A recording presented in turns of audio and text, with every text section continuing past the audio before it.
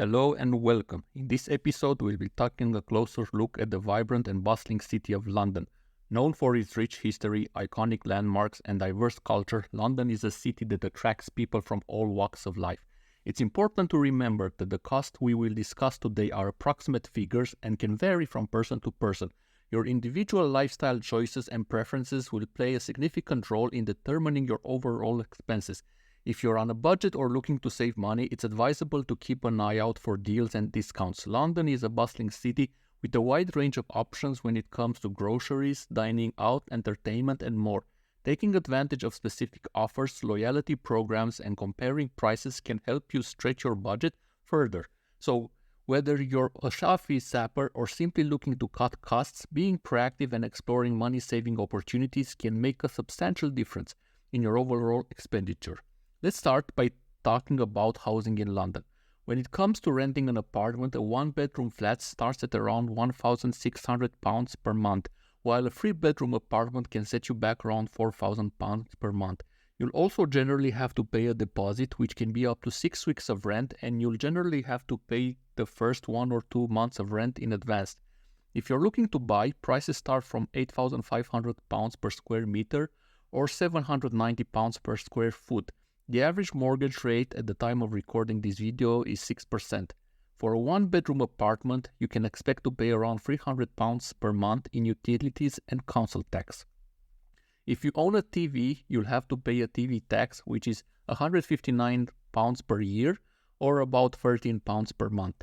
One effective way to mitigate the high costs of rent and utilities in London is by considering shared accommodation. Sharing your living space with other people can significantly reduce your monthly expenses. By splitting the rent and utility bills, you can save a substantial amount of money. Many individuals and young professionals in London opt for flat sharing or housemates to make their housing costs more affordable.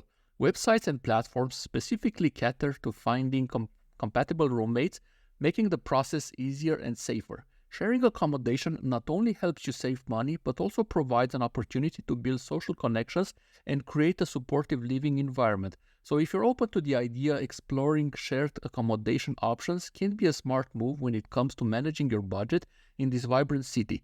As for mobile phone plans, they can be as low as £10 per month, but the average person spends around £25 per month. Broadband internet connection will cost you approximately £45 per month. Here's a money-saving tip for you when it comes to phone and internet services in London. Maybe providers offer attractive teaser rates for the first 6 months of a contract, which can help you save a significant amount of money. However, as the initial promotional period ends, the rates may increase. But fear not, when your contract is close to expiration, it's great time to shop around for a new provider and take advantage of their introductory offers. By switching providers, you can once again enjoy the benefits of low rates and potentially save a substantial amount on your monthly phone and internet bills. So remember to keep an eye on your contract expiration date and be proactive in seeking out the best deals to maximize your savings. Transportation is another important factor to consider. If you're using public transport, a single trip will cost you around £3. Public transportation pricing is a bit complicated since it takes into account how many zones you are crossing. There are also daily and weekly cap rates on how much you pay. I highly recommend getting an Oyster card, which is a public transport card that can save you up to 50% on your trips. If you rely on public transport daily, expect to pay around £160 per month. Taxis are also an option, costing around £2 per kilometer, plus an additional £4 for the start. And if you're planning a weekend getaway, renting a car can cost around £180 per weekend. When considering owning a car in London, it's important to factor in the associated cost. On average, the yearly cost of owning a car in the city amounts to approximately £3,500 or close to £300 per month. Let's break it down. Insurance expenses can make up to around £1,200 per year, while road tax adds an additional £166. A mandatory yearly check, known as the MOT, typically costs around £60. Repairs and maintenance can average around £600 annually, and parking fees can amount to approximately £120. Fuel costs contribute to the rest. It's worth noting that in certain parts of London, you may encounter additional charges such as congestion taxes or low emission zone fees. These fees are designed to reduce congestion and encourage lower emission vehicles. It's important to familiarize yourself with these zones and understand any potential charges that may apply to your car. A budget airline ticket to most European capitals start from approximately £50, but you can also sometimes find offers as low as £10.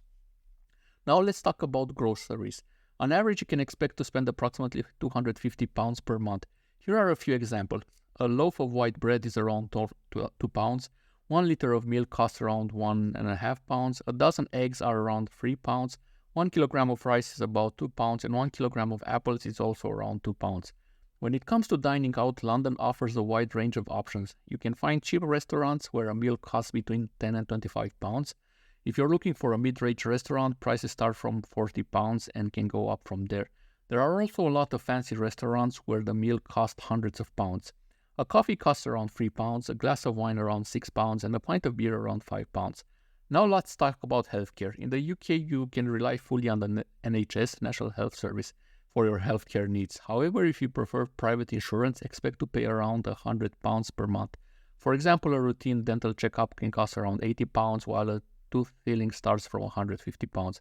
And if you need an eye test, it usually costs around £25. Moving on to entertainment and leisure, going to the movies will set you back around £14 per ticket. Many cinemas offer 2 tickets for the price of 1 discount during the weekdays. If you're into fitness, a monthly gym membership will cost you approximately £50. Attending a live show or concert can range from £150 and up. Sporting event tickets start from around £30 for regular matches, but for important events, prices can exceed £150. Many museums, including world-class museums, are free to visit. The ones where you do need to pay are usually less than £20. Clubs that charge an entry fee usually charge between £15 and £25. Lastly, let's not forget about taxes. In the UK, the tax rate is variable, with the highest bracket reaching 45% for income over £125,000 per year. It's essential to factor in taxes when considering your overall budget. Standard VAT, or value-added tax, for products and services is 20%. Most food items have 0% VAT. Before we wrap up, let's take a moment to discuss the average yearly salary in London. According to recent data, the average income in London is around £59,000 per year, which translates to about £3,600 per month after tax. However, it is important to note that salaries can vary greatly depending on factors such as profession, experience, and industry. It's always advisable to research specific salary ranges for your field of work. Before we conclude, it's important to address a significant factor that has impacted the cost of living in London in recent years: inflation. Like many other cities around the world, London has experienced the effects of inflation, which has led to an increase in prices across various sectors. In the past 2 years, inflation has hit London particularly hard, resulting in rising costs for housing, utilities, transportation, groceries, and other essential expenses. It's crucial for individuals and families to consider the potential impact of inflation on their budget when planning their finances in the city. And there you have it, a breakdown of the cost of living in London, from housing to transportation, groceries to entertainment. It's important to consider these expenses when planning to live in these vibrant cities. That concludes our exploration of the cost of living in London. I hope this video has provided you with valuable insights. And as always, feel free to leave any comments or questions down below. Thank you for watching, and until next time, take care.